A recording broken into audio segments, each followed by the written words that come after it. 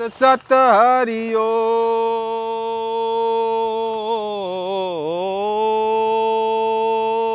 तत्सत।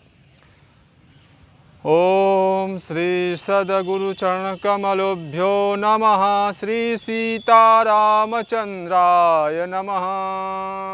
ओम श्री सद्गुरुदेवाय नमः। सीतानाथम समारंभां श्रीरामानंदार्य मध्यमामस्मदाचार्य पर्यन्तां श्री वंदे गुरु परंपरारम्। श्री गुरु महिमा को कहे अति उच्च मुकाम, ताते गुरुपद को करूं बार बार प्रणाम। सिया राम मैं सब जग जानी, करऊं प्रणाम जोरी जुग प्राणी।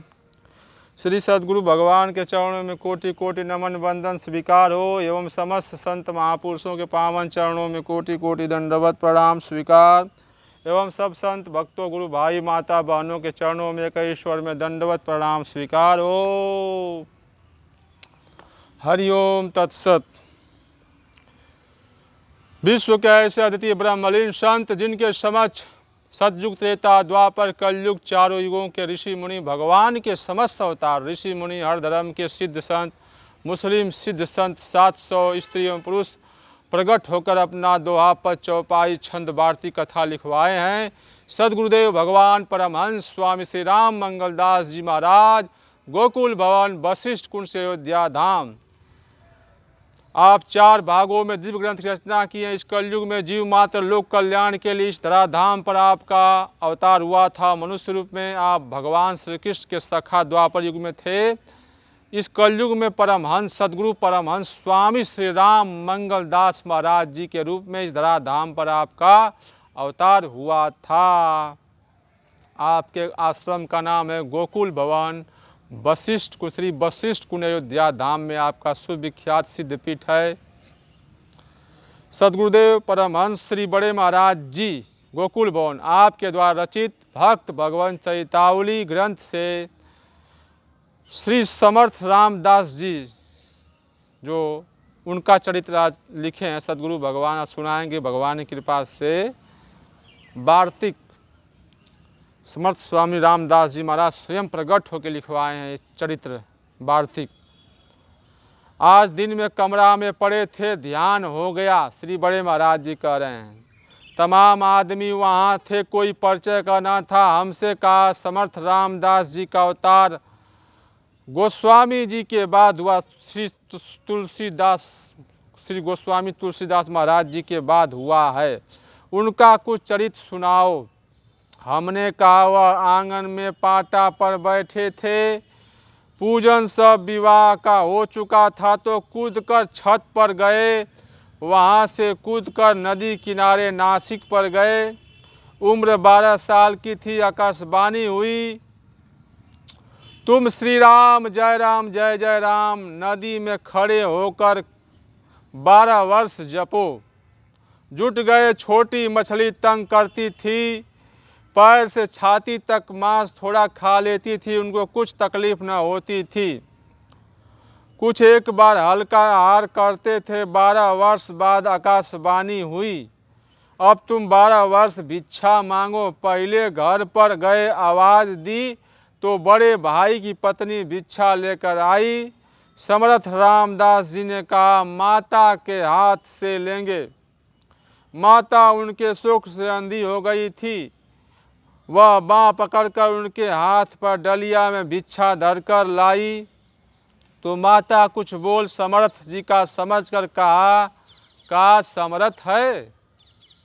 तो समर्थ माँ के अंधेपन की दशा देखकर श्री राम जय जय राम पढ़कर हाथ में जल लेकर आँखों पर छींटा मारा तो आँखें खुल गई।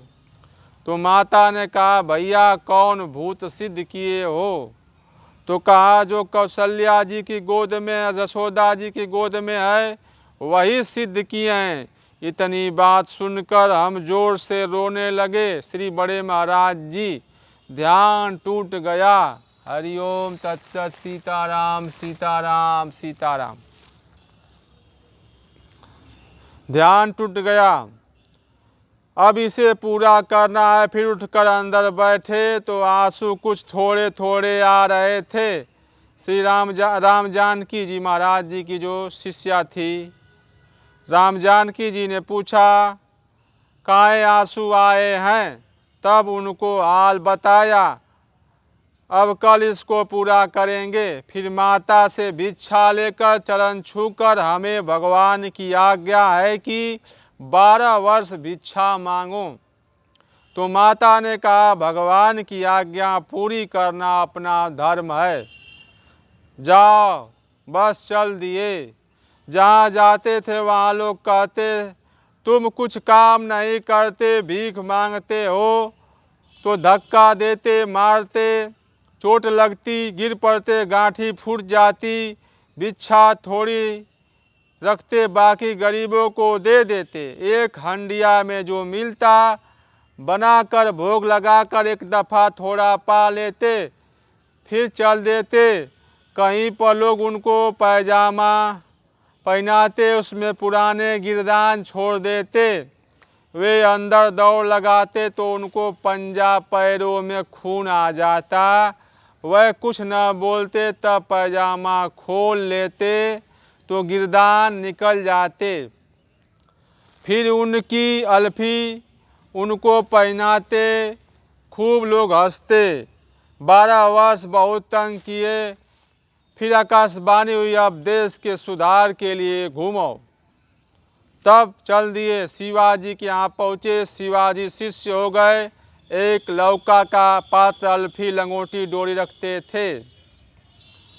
जब माता जी बीमार हुई तो कहा समर्थ के आगे हमारा शरीर छूटता, हमारी यही इच्छा है, हमारी यह इच्छा है। समर्थ जी को मालूम हो गया, अंतर ध्यान होकर आ गए, चरण छुआ, कई दिन रहे। जब शरीर छूटा, संस्कार हुआ, फिर 10वां तेरह हुई, तब फिर चल दिए। कई भक्त संग चले, एक जगह बाजरा, तब फिर चल दिए। कई भक्त संग चले, एक जगह बाजरा, सफ़ेद ज्वार अधपकी लगी थी। भक्तों ने कहा हमारे भूख लगी है। तो कहा संतोष करो, किसी का खेत है, बिना उसे कहे न खाना चाहिए। तो कहा हमारे भूख के संतोष न होगा। समर्थ जी ने कहा तो जैसी तुम्हारी इच्छा हो वैसा करो।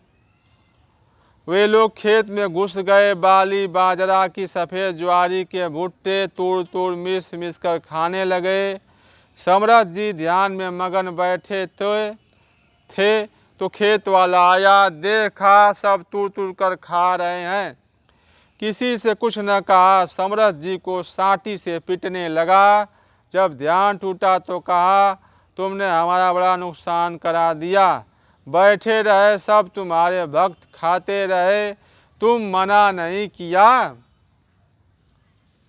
समर्थ जी कुछ न बोले और भक्त भी चुप रहे। जब शिवाजी के यहाँ गए तो शिवाजी समर्थ जी को और सबको आसन लगवाया और समर्थ जी को सिंहासन पर बैठाकर स्नान कराते थे। तो देखा शरीर काला पड़ गया था, तमाम साटिन की बरतें शरीर में बनी थी। पूछा तो कहा कोई बात नहीं है।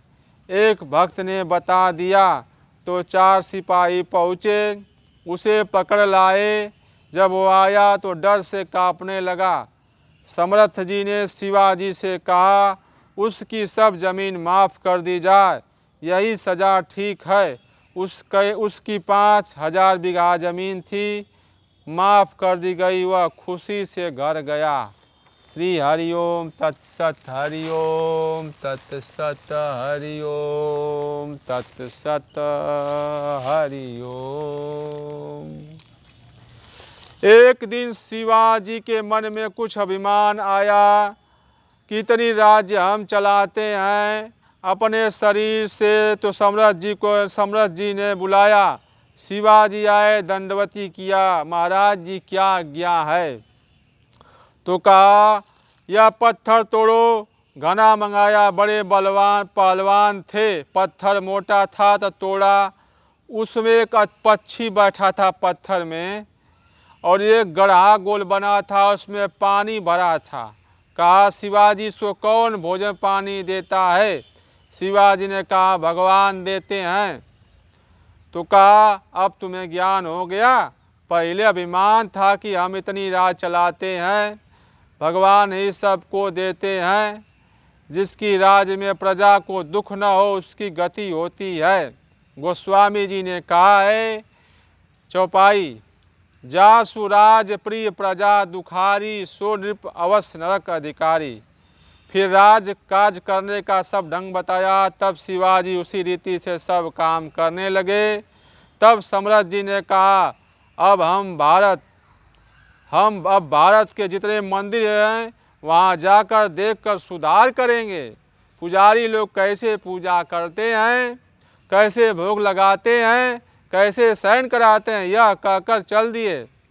फिर सम्राट जी भारत के मंदिरों में घूम घूम कर देखने लगे और बताने लगे इस प्रकार से भोग, भगवान को स्नान कराना, चंदन लगाना, तुलसी फूल चढ़ाना, धूप दीप भोग प्रसाद आरती परिक्रमा करना, बाजा बजाना, दंडवती करना, प्रसाद चरणोदक बांटना, समय पर राजभोग लगाना, शयन करना, थोड़ा दिन रहे भगवान को जगाना, मीठा या मेवा या फल का भोग लगाना, सबको देना, शाम को भोग बांटना, आरती करना, परिक्रमा करना, दंडवती करना, प्रसाद सबको बांटना, फिर कुछ देर भगवान को साज के साथ गान सुनाना, तब शयन करना, सवेरे भी कुछ देर गान सुनाना, अपने इष्ट पर हर समय सुरती रखना, तब भगवान प्रसन्न होकर दर्शन देते हैं। भगवान के पारखत खूब साफ रखना, तब भगवान प्रसन्न होकर दर्शन देते हैं। भगवान के पारखत खूब साफ रखना, मंदिर की सब जगह आसपास की सफाई करना, कोई अतिथि किसी समय आवे उसकी यथाशक्ति स्वागत करना, ऐसा करने से पट खुल जाते हैं, द्वैत भाव छूट जाता है। भगवान भक्तों के लिए बहुत रूप धारण किए हैं, एक को साधे से सब देवी देवता प्रसन्न रहते हैं और दर्शन देते हैं। सद्गुरु श्री हरिओम तत्सत, हरिओम तत्सत। श्री बड़े महाराज जी की भविष्यवाणी, आगे समय बहुत खराब आ रहा है, प्रजा बहुत मरेगी, मीलों दूर चिराग दिखाई देगा, जमीन खेती की बहुत होगी किंतु खेती करने वाले बहुत कम होंगे, आबादी का 2/3 भाग नष्ट हो जाएगा, 1000 वर्ष के लिए सतयुग की अंतर्दशा प्रारंभ होगी, हिंदुस्तान अखंड हो जाएगा, सारे विश्व में इसका धर्म ध्वजा फहराएगा। श्री सीताराम चंद्राय नमः। श्री गुरुदेव भगवान जी, मन क्रम वाणी से जो भी गलती हो उसे आप अज्ञानी बालक समझकर क्षमा करने की कृपा करिए। हरिओम तत्सत। श्री गुरुदेव भगवान की जय, मानव धर्म प्रसार की जय। हरिओम तत्सत, हरिओम।